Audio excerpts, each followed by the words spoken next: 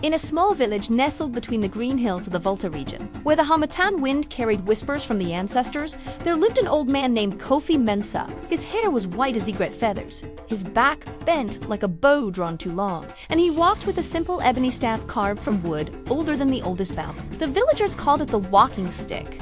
But those who had known Kofi since their own childhoods remembered when it had been straight and strong, just like him. Kofi had once been a great farmer, his yams the size of a child's head, his maize tall enough to hide a man standing. But time had taken his strength, his wife, and most of his children to the city lights. Now he lived alone in a mud brick house at the edge of the village, tending a small garden and telling stories to anyone who would sit under his neem tree in the evenings. One dry season, the rains failed. The harmattan blew hotter and longer than anyone remembered. The river shrank to a muddy thread. Crops withered in the fields. Children cried from hunger, and the elders spoke in low voices of moving the entire village before the next generation forgot how to plant at all. The chief called a meeting under the great silk cotton tree.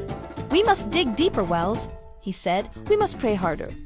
But the sky remained brass, and the wells came up dry. Kofi listened from the back, leaning on his staff. When the meeting ended, he did not speak. He simply walked home, the ebony tapping softly against the cracked earth like a heartbeat. That night, under a moon thin as a fingernail, Kofi sat outside his door and ran his wrinkled hands along the staff. He had carried it for 40 years, ever since a strange traveler man with eyes like storm clouds had pressed it into his palms one rainy afternoon long ago. "Take this," the stranger had said. "It remembers water. Use it only when the land forgets how to weep." Kofi had laughed then, thinking it a fine walking stick and nothing more. But over the years, he had noticed things. How the staff grew warm when rain was near, how flowers bloomed longer near where he rested it.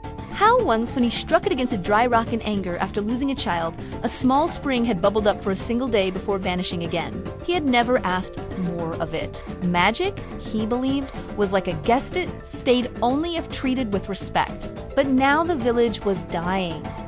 Kofi rose before dawn. He wrapped himself in his faded kente cloth, took a gourd of water, and began the long walk to the sacred hill beyond the village, the place where the ancestors were said to sleep under stone. The path was steep, overgrown with thorn bushes that tore at his wrapper. His knees protested with every step, but the staff seemed lighter in his hand, almost eager. At the summit stood a circle of ancient stones, gray and silent. In the center was a shallow hollow where, legend said, the first rain had fallen when the world was young.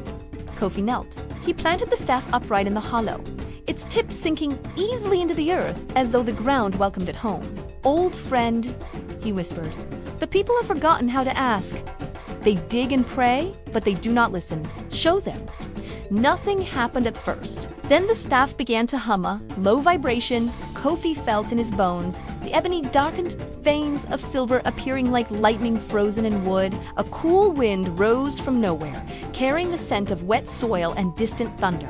Clouds gathered so quickly the sky turned from blue to bruised purple. The first drop fell on Kofi's bald head, then another, then 1,000. Rain poured in sheets, drumming on the stones, soaking his cloth until it clung like a second skin. He laughed a sound rusty from Disisan, lifted his face to the sky. But the rain did not stop.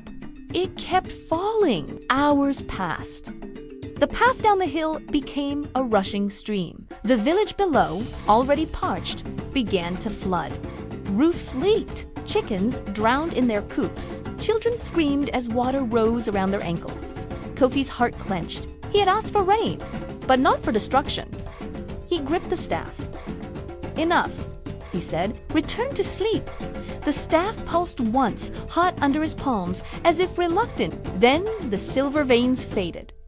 The humming stopped. The clouds parted slowly, letting shafts of sunlight pierce through. The rain eased to a gentle drizzle, then to nothing. Kofi descended the hill carefully, staff steadying him. When he reached the village, people ran to him, some angry, some weeping with relief.